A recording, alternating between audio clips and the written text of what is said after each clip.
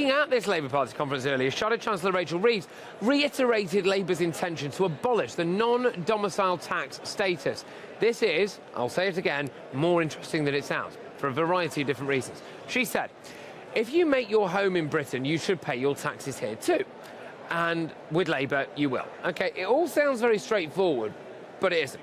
Earlier on, GB News spoke to the people at Labour Party conference, asking if they even know what a non-dom means. Take it away.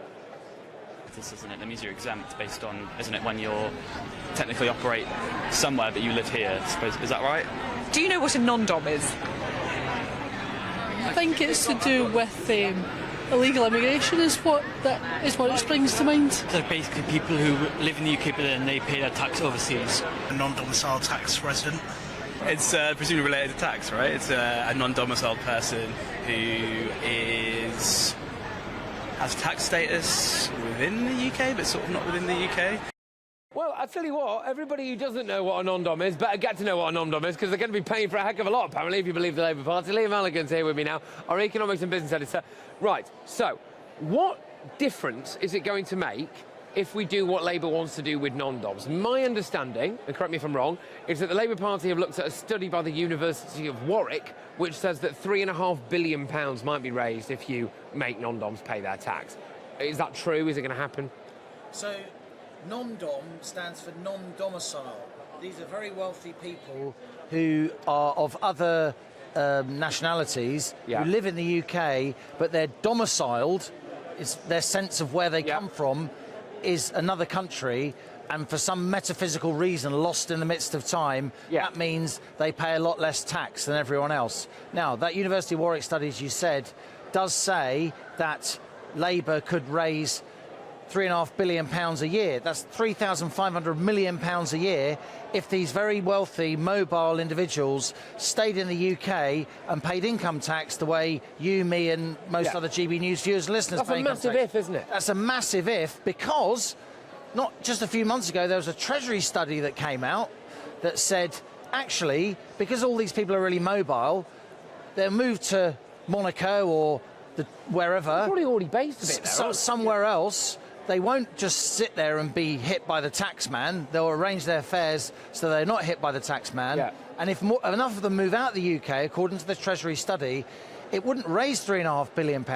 It would actually cost £350 million. Now, this sounds really inane. Why is this bloke on GB News going on about this stuff? The reason is, Patrick, because as you hinted in the opening, this £3.5 billion that Labour claim they can get off the non-doms, the Tories would say they've accounted for it many times. They're going to spend it here, they're going to spend it there, they're going to spend it everywhere. Why don't Labour just raise income tax? Why? Because Labour are trying to outflank the Tories on taxation.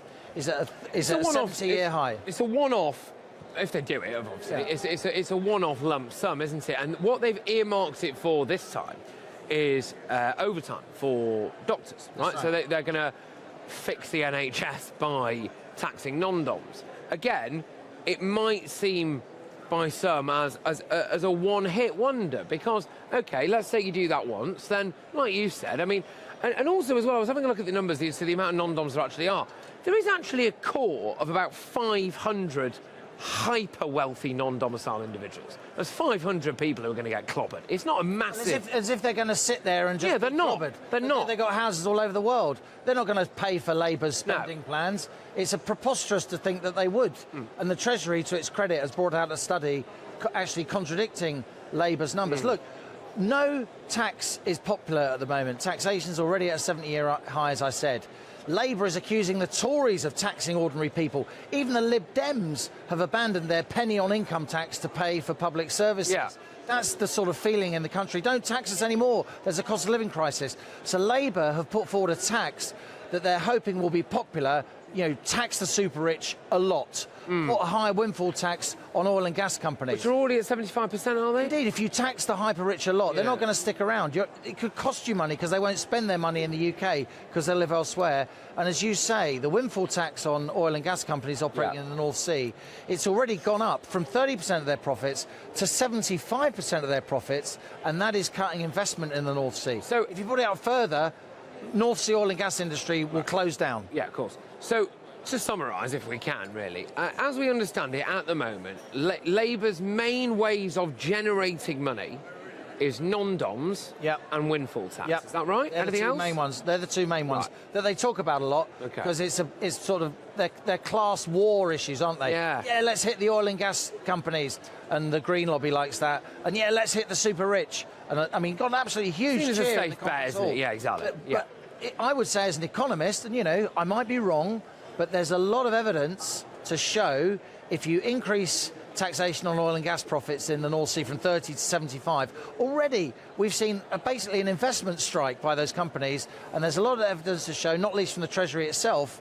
in internal research that was leaked to the Telegraph, that this non-dom tax, rather than raising $3.5 billion, will cost $350 million. And I understand, though, that so despite all of this, it's important to know that they're not wishy-washy with the numbers, but I mean, there's a lot of ifs here. Like, this would have to remain the same for a period of years. It's very unlikely to do that, etc. So if this is where their main funding is coming from, then I think that is important to note. However, the former governor of the Bank of England has backed Labour, hasn't he? Well, he seems to have done. I mean, it's making a lot of people very angry. The governor of the Bank of England, former governor of the Bank of England, should be unscrupulously politically neutral. And yet Mark Carney appeared in a sort of ritzy video which followed Rachel Reeves' speech, saying that she's a serious economist and he backs her plans for the British economy. Yeah, this is a guy who was appointed by a Conservative, George Osborne, was Bank of England governor for 7 or 8 years, not always particularly popular, it must be said, but it's not the job of the Bank of England governor to be popular. But on the other hand, there will be a lot of raised eyebrows that somebody who was paid hundreds of thousands of pounds a year by the British taxpayer to be, a very high-ranking civil servant uses this moment of sort of maximum political sensitivity to endorse the shadow chancellor. It will be seen, at the very least, as what we'd say where I grew up, Patrick, a bit wide. A bit wide, Liam, thank you very much. That's Liam Halligan there, our economics and business editor.